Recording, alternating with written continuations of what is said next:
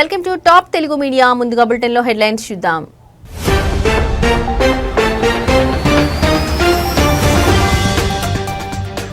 పెద్ద మొత్తంలో చెల్లింపులు చేసే వారికి గుడ్ న్యూస్. యూపీఐ లిమిట్ భారీగా పెంపు.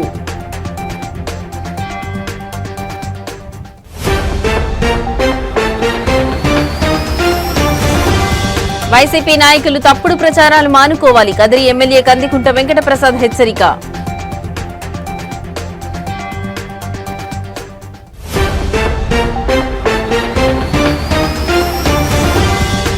యూరియా కోసం రోడ్డెక్కిన రైతులు. సత్యసాయి జిల్లా కలెక్టరేట్ ఎదుట అన్నదాతల ధర్నా.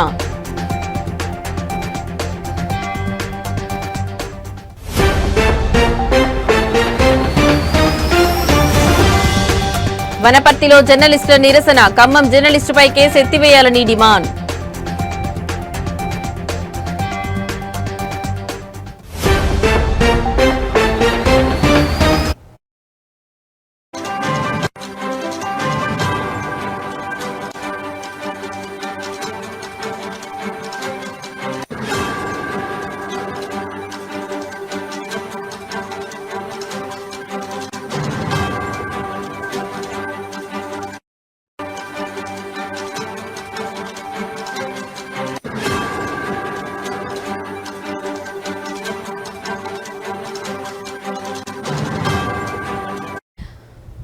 రైట్, ఇక బ్రేకింగ్ న్యూస్ చూస్తున్నాం. యూపీఐ ద్వారా పెద్ద మొత్తంలో చెల్లింపులు చేసే వారికి శుభవార్త. తరచూ లావాదేవీల పరిమితి సమస్యను ఎదుర్కొనే వారికి national payments corporation of India ఊరట కల్పించింది.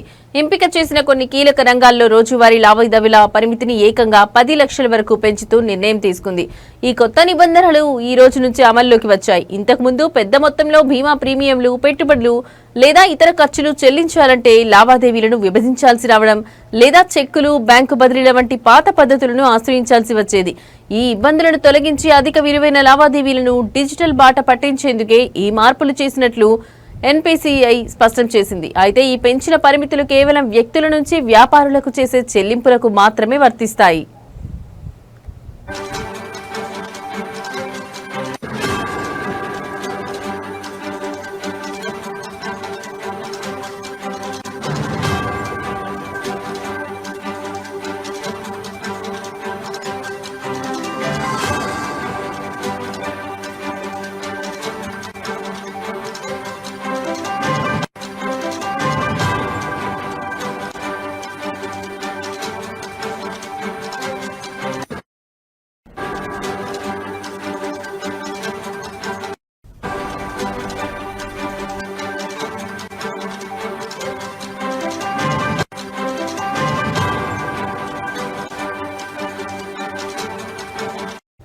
తాజా మార్పుల ప్రకారం క్యాపిటల్ మార్కెట్లు బీమా ప్రీమియంల చెల్లింపుల కోసం ఒక్కో లావాదేవీ పరిమితిని 2 లక్షల నుంచి 5 లక్షలకు పెంచారు.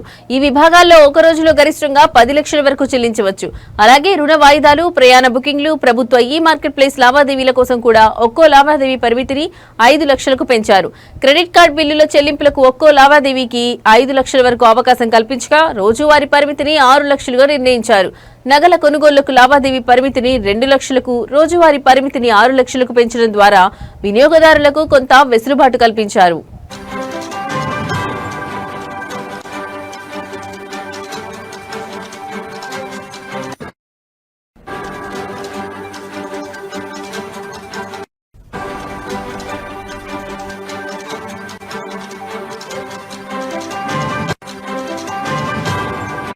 అయితే వ్యక్తుల మధ్య రోజువారీ లావాదేవీల పరిమితిలో ఎలాంటి మార్పు చేయలేదని, అది యథాతథంగా 1 లక్షగానే కొనసాగుతుందని ఎన్పీసీఐ స్పష్టం చేసింది. ఈ పెంచిన పరిమితులు కేవలం ధృవీకరించబడిన వ్యాపారులకు చేసే చెల్లింపులకు మాత్రమే వర్తిస్తాయని, ఇది లావాదేవీల భద్రతను మరింత పెంచుతుందని నిపుణులు చెబుతున్నారు. ఈ నిర్ణయాన్ని ఫిన్టెక్ సంస్థలు, పారిశ్రామిక వర్గాలు స్వాగతించాయి.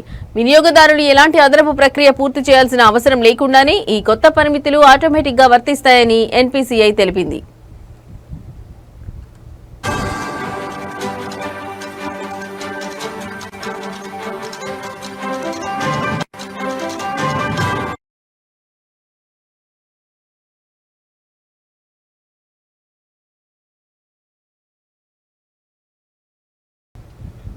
నెల్లూరు జిల్లాకు మొదటి మహిళా సూపరింటెండెంట్ ఆఫ్ పోలీస్ గా అజితా విజన్ల బాధ్యతలు స్వీకరించారు. గంజాయి రహిత జిల్లాగా నెల్లూరుని మార్చడమే తన ప్రధాన లక్ష్యమని ఈ సందర్భంగా ఆమె తెలిపారు. తెనాలికి చెందిన అజితా విజన్ల తల్లిదండ్రులు హైదరాబాద్ లో ఉద్యోగస్తులు కావడంతో ఆమె ప్రాథమిక విద్య అక్కడే సాగింది. నెల్లూరులో ఇంటర్ చదివిన అనంతరం చెన్నై ఐఐటీలో మెకానికల్ ఇంజనీరింగ్ పూర్తి చేశారు. అనంతరం అమెరికాలో ఎంఎస్ చేసి కొంతకాలం ఉద్యోగం చేశారు. సివిల్ సర్వీసులపై ఆసక్తితో స్వదేశానికి తిరిగి వచ్చి హైదరాబాద్ సెంట్రల్ యూనివర్సిటీలో పీహెచ్డీ చేశారు. 2015లో ఆమె ఇండియన్ పోలీస్ సర్వీస్ కు ఎంపికయ్యారు. ఆమె భర్త ఐపీఎస్ అధికారి రాహుల్ దేవ్ సింగ్ ప్రస్తుతం విజయవాడ రైల్వే ఎస్పీగా పనిచేస్తున్నారు.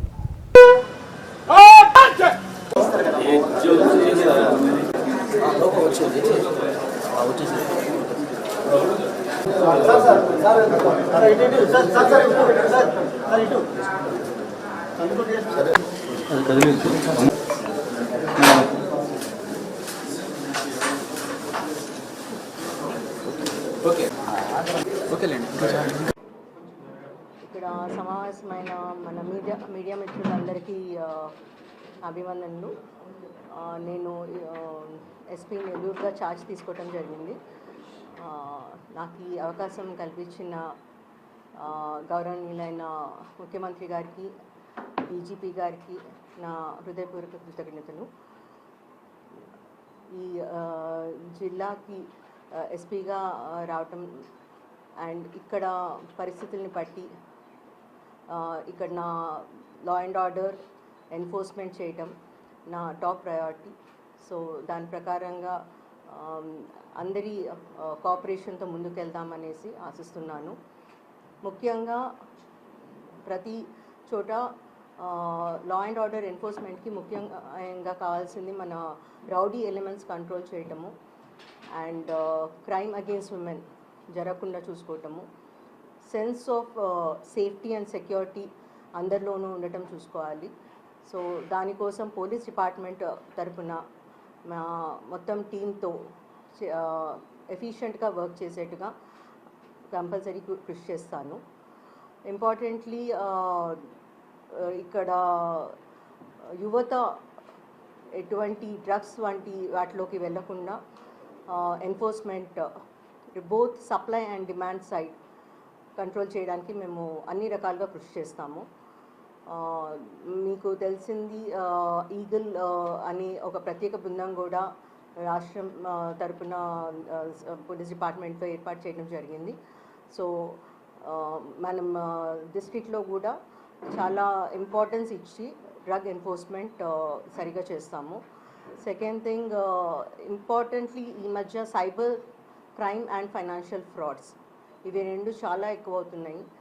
సో స్పెషల్ టీమ్స్ పెట్టుకొని మా టెక్నికల్ కేపబిలిటీని కూడా పెంచుకొని మా టీం అందరినీ కూడా మంచిగా ట్రైన్ చేసుకొని వాటన్నిటినీ ట్రాక్ చేసేట్టుగా అండ్ మంచిగా ఇన్వెస్టిగేట్ చేసేట్టుగా చూస్తాము అండ్ డిటరెన్స్ కూడా ఉండేట్టుగా స్టెప్స్ తీసుకుంటాము. మోస్ట్ ఇంపార్టెంట్లీ మా స్టాఫ్ మా పర్సనల్ ఒక wellbeing and mental health is very important. Police పర్సనల్కి కావాల్సినట్టుగా అన్ని రకాలుగా వెల్ఫేర్ కార్యక్రమాలు కూడా చూసుకుంటాము. And last but not the least, the top priority ప్రజలకి అందుబాటులో ఉండటము. సో పీపుల్ సెంట్రిక్ డెసిషన్స్ తీసుకుంటూ ఎప్పుడు ప్రజలకి అందుబాటులో ఉంటాను. నేను ఆఫీస్లో ఎప్పుడైనా కానీ anybody can walk in to my office and phone అందరి దగ్గర ఉంటుంది, డిస్ట్రిక్ట్ ఎస్పీ నంబర్ మీ దగ్గర ఉంటుంది. ఎప్పుడైనా ఏదైనా ఇన్ఫర్మేషన్ చేయాలనుకున్నా కానీ మీడియా మిత్రులు కానీ ప్రజల్లో ఎవరైనా కానీ anybody please do not hesitate, నాకు ఎప్పుడైనా కాల్ చేయొచ్చు, నేను కాల్స్ తీసుకుంటాను. సో అండ్ ఎనానిమిటీ కూడా ఉంటుంది. సో మీరు ప్రజలకి మన సొసైటీలో మనం లా అండ్ ఆర్డర్ ఎన్ఫోర్స్మెంట్కి అన్ని రకాలుగా కృషి చేస్తున్నాను నేను అనిపిస్తున్నాను. Thank you. Overall it's a very good district అండి. వీ హ్యావ్ హ్యాడ్ మా ముందు చాలా మంచి ఆఫీసర్స్. చిత్తూరు జిల్లా స్వయంభూ శ్రీ వరసిద్ధి వినాయక స్వామి వారి దేవస్థానం కాణిపాకంలో జరుగుతున్న వార్షిక బ్రహ్మోత్సవాలలో భాగంగా 19వ రోజు రాత్రి కామధేను వాహన సేవ వైభవంగా జరిగింది. ఈ కార్యక్రమంలో సిద్ధి బుద్ధి సమేత శ్రీ వరసిద్ధి వినాయక స్వామివారు కామధేను వాహనంపై కొలువై కాణిపాకం పురవీధుల్లో గ్రామోత్సవంలో పాల్గొన్నారు. స్వామివారిని దర్శించుకోవడానికి భక్తులు పెద్ద సంఖ్యలో తరలివచ్చారు. ఈ కార్యక్రమంలో దేవస్థానం కార్యనిర్వహణాధికారి పెంచల కిషోర్, ఆలయ అధికారులు, కామధేను వాహన ఉభయదారులు మరియు ఇతర భక్తులు పాల్గొన్నారు. స్వామివారికి ప్రత్యేక పూజలు, హారతులు నిర్వహించారు.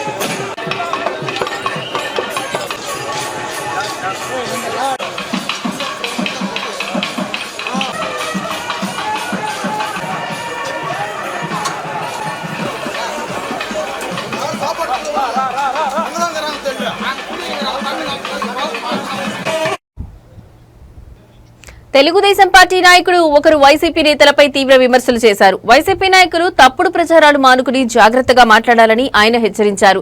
తాము రోడ్డుపైకి వచ్చి మాట్లాడేందుకు వైసీపీకి అవకాశం ఇస్తున్నామని, కానీ గత 5 ఏళ్లు తమ పాలనలో ఒక్కరోజు కూడా ప్రజా సమస్యలపై మాట్లాడేందుకు వైసీపీకి అవకాశం ఇవ్వలేదని, సిగ్గు మానం ఉంటే గుండెల మీద చేయి వేసుకుని ఆలోచించుకోవాలని ఆయన అన్నారు. జగన్మోహన్ రెడ్డి ప్రజలు సంతోషంగా ఉంటే ఓర్చుకోలేరని, మహేష్ బాబు సినిమాలోని విలన్ లాగా ఇతరులు ఏడుస్తుంటే నవ్వే సైకాలజీ కలిగిన వ్యక్తని ఆయన విమర్శించారు. డాక్టరేట్ కోసం ప్రయత్నిస్తున్న మాజీ మంత్రి ఉషశ్రీ చరణ్ మెడికల్ కాలేజీలపై మాట్లాడిన తీరు హాస్యాస్పదంగా ఉందని టీడీపీ నాయకుడు అన్నారు. తాము నిర్మించిన రోడ్లపైనే ప్రయాణిస్తున్న ఆమెకు తాము చేసిన అభివృద్ధి కనిపించడం లేదా అని ప్రశ్నించారు. 23 కేసులు పెట్టినారు. ధర్నాలు చేస్తే ప్రజా సమస్యల మీద గలమెప్పాలంటే హౌస్ అరెస్ట్, ఇళ్లలే పోలీసులు వచ్చి కూర్చునేవాళ్ళు. మీ ఇళ్లలోకి ఏమన్నా పంపిస్తానమ్మా ఈరోజు? మాజీ మంత్రి ఉషశ్రీ చరణ్,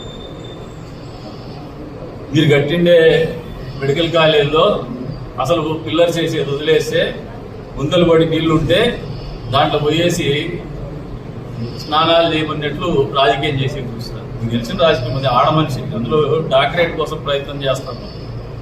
హాఫ్ నాలెడ్జ్ అని మాట్లాడతాను. నీకు ఫుల్ నాలెడ్జ్ ఉంది కదా, ఒండిగోళ్ళు కనపడలేదా?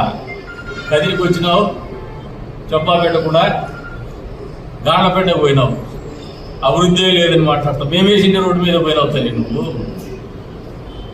ఇప్పటికీ నిన్ను ఎందుకు సమాధానం చెప్పాల్సి వస్తుందంటే, అనివార్యంగా మీరు వైఎస్ఆర్సీపీ పార్టీకి ఈ జిల్లా అధ్యక్షురాలు ఉన్నారు కాబట్టి మీరు మాట్లాడే మాటలతో అందరూ కూడా సమాధానం చెప్తాం. మేము ఖచ్చితంగా రాజకీయాలే మాట్లాడతాము.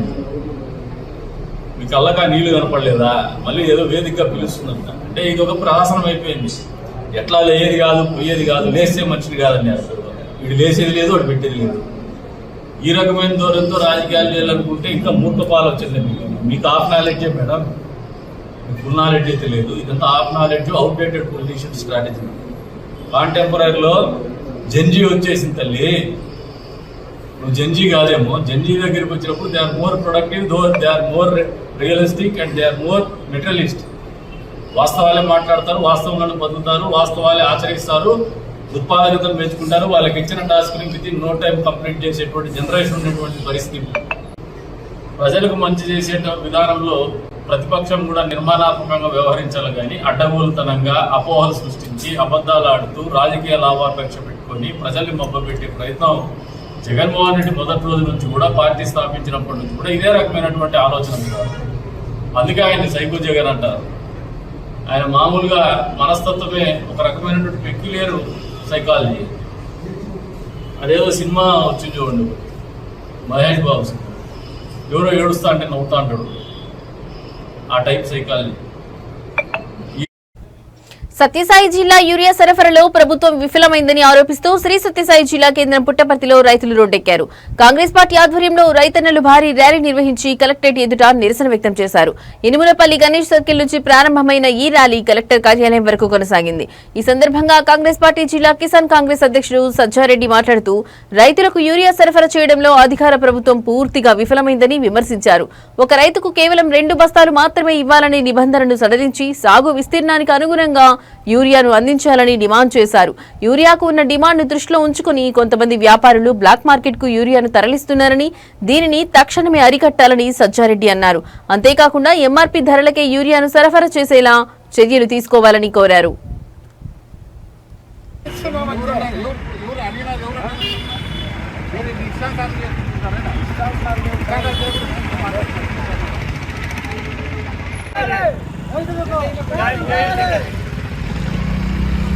రైతుల సమస్యలను రైతులకు నష్టపరిహారాన్ని రైతులకు నష్టపరిహారాన్ని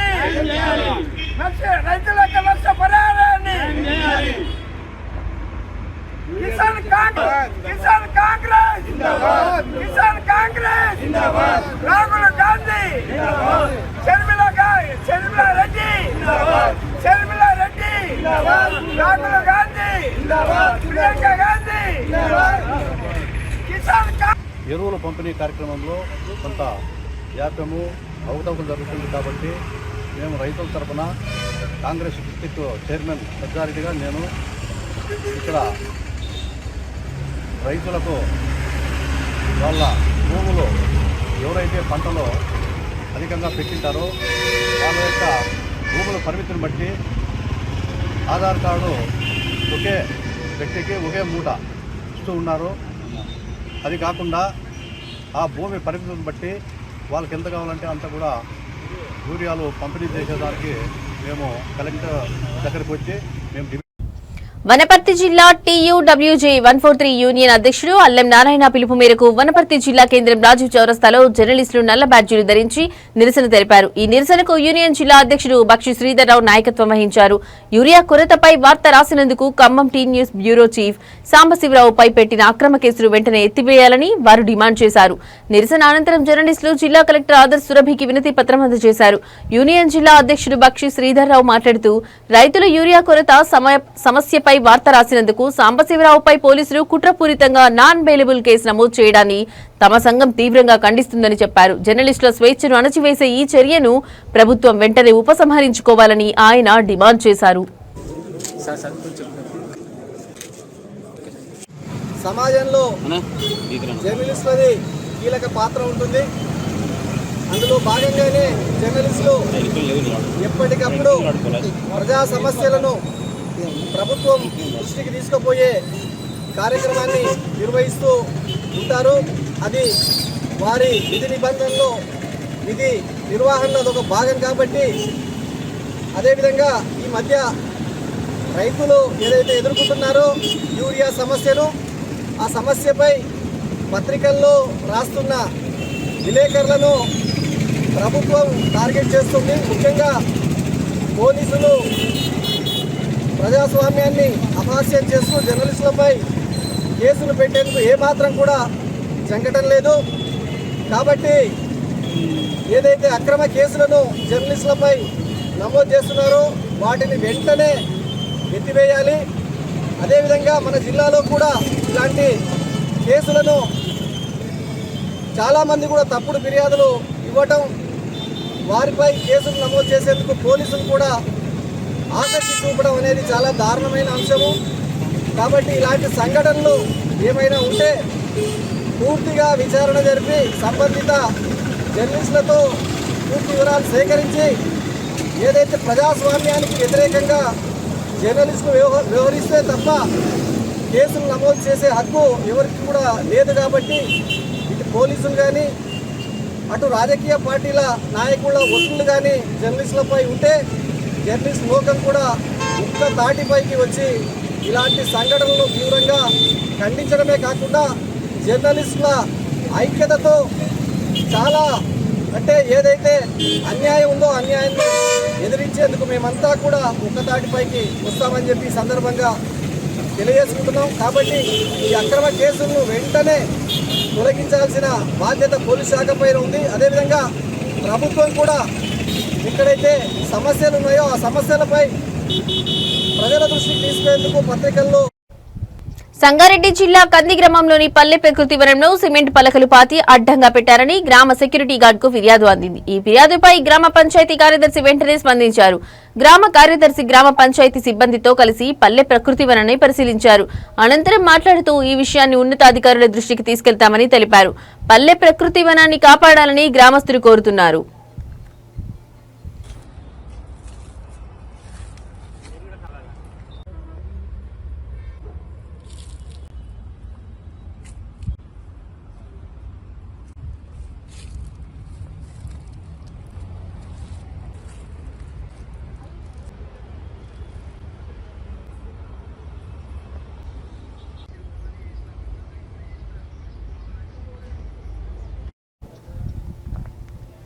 ముందుగా మన దేశ ఆర్థిక వ్యవస్థను మరింత పారదర్శకంగా సమగ్రంగా మార్చేందుకు కేంద్ర ప్రభుత్వం తీసుకువచ్చిన జీఎస్టీ వస్తు సేవల పన్నుపై అవగాహన కల్పించడానికి ఈ సదస్సు జరపడం ఆనందంగా ఉందని బీజేపీ ఎంపీ రఘునందన్ రావు తెలిపారు. ఈ సందర్భంగా ఆయన మాట్లాడుతూ మన దేశంలో ముందు చాలా రకాల పన్నులుండేవి. Excise, VAT, sales tax, service tax ఇవన్నీ వ్యాపారవేత్తలకు గందరగోళం, రెట్టింపు పన్ను భారాన్ని కలిగించేవని, ఇవన్నీ తొలగించి ఒక దేశం ఒక పన్ను ఒక మార్కెట్ అనే లక్ష్యంతో జీఎస్టీ ప్రవేశపెట్టబడిందని అన్నారు. పారదర్శకత పన్నులు ఎక్కడి నుంచి వస్తున్నాయి, ఎక్కడ ఖర్చు అవుతున్నాయన్నది స్పష్టంగా తెలుస్తుందని అన్నారు. మన చిన్న వ్యాపారులు భయపడాల్సిన అవసరం లేదు. జీఎస్టీలో కాంపోజిషన్ స్కీమ్ ద్వారా టర్నోవర్ తక్కువ ఉన్న వారికి సులభమైన విధానాలు, తక్కువ పన్ను రేట్లు అమలు చేస్తున్నారు. ఇది వ్యాపార అభివృద్ధికి తోడ్పడుతుందని అన్నారు. దీపావళి పండుగని రెండోసారి ఇప్పటికే ప్రజలకు అందించినటువంటి ప్రభుత్వం నరేంద్ర మోడీ గారి ప్రభుత్వం. రాజకీయాలకు తాకుండా పేద ప్రజల అభ్యున్నతి లక్ష్యంగా నరేంద్ర మోడీ గారి నాయకత్వంలో భారత ప్రభుత్వం ఎల్లప్పుడూ పేద ప్రజల కోసం, పేద ప్రజల సంక్షేమం కోసం పనిచేస్తుంది. దాంట్లో భాగంగా మొట్టమొదటిసారిగా నరేంద్ర మోడీ గారి నాయకత్వంలో ఈసారి బడ్జెట్ ప్రవేశపెట్టినప్పుడు చాలా మంది అనుకుంటారు కాంగ్రెస్ చాలా గొప్ప చేస్తుంటే మన్మోహన్ సింగ్ ఉండగా ఇట్లయింది అట్లయింది అని అనుకుంటారు.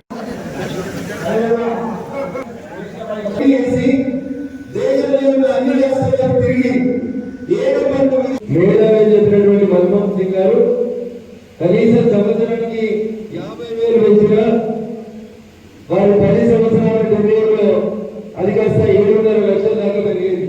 కానీ దురదృష్టం అంతర్గత. ఆంధ్రప్రదేశ్ ప్రభుత్వం మహిళలకు ఆర్టీసీ బస్సులలో ఉచిత ప్రయాణం కల్పించిన తర్వాత సీట్ల కోసం మహిళల మధ్య గొడవలు తరచుగా జరుగుతున్నాయి. తాజాగా ఎన్టీఆర్ జిల్లాలో ఒక ఆర్టీసీ బస్సులో సీటు విషయంలో 2 మహిళలు వాదులాడుకున్న వీడియో సోషల్ మీడియాలో వైరల్ అవుతోంది. ఈ ఘటన పెనుగంచిప్రోలు నుండి విజయవాడ వెళ్లే ఒక ఆర్టీసీ బస్సులో జరిగింది.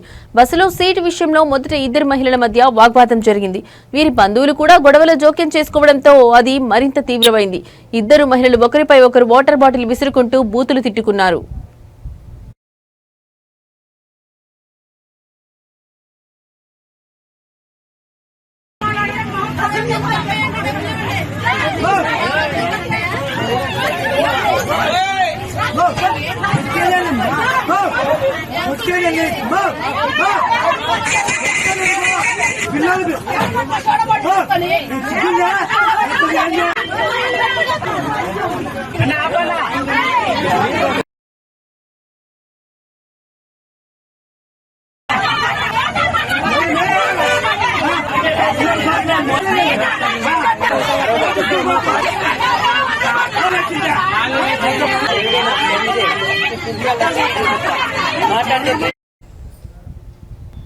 పల్నాడు జిల్లా చిలుకలూరుపేటలోని వివేకానంద కాంప్లెక్స్ లో సెప్టెంబర్ 13న నిర్వహించిన కార్యక్రమంలో ఖమ్మంలోని నేచర్ యానిమల్ కేర్ సెంటర్ కు చెందిన శ్రీమతి పద్మా యాదవ్ కు ఉత్తమ జాతీయ శ్రీ సాయి ప్రజాసేవ రత్న పురస్కారం 2025 అందజేశారు.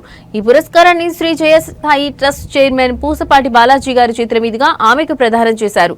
ఈ సందర్భంగా పద్మా యాదవ్ మాట్లాడుతూ జాతీయ స్థాయి పురస్కారం లభించినందుకు సంతోషంగా ఉందని తెలిపారు. గతంలో తనకు ఎన్నో అవార్డులు వచ్చాయని, అయితే ఈ రోజు అందుకున్న అవార్డుకు ఒక ప్రత్యేకత ఉందని ఆమె అన్నారు. భగవంతుని ఆశీస్సులతో మరింత ముందుకు వెళ్లాలని కోరుకుంటున్నానని తెలిపారు. జంతు సంరక్షణలో ఆమె చేసిన కృషికి గుర్తింపుగా ఈ పురస్కారం లభించింది.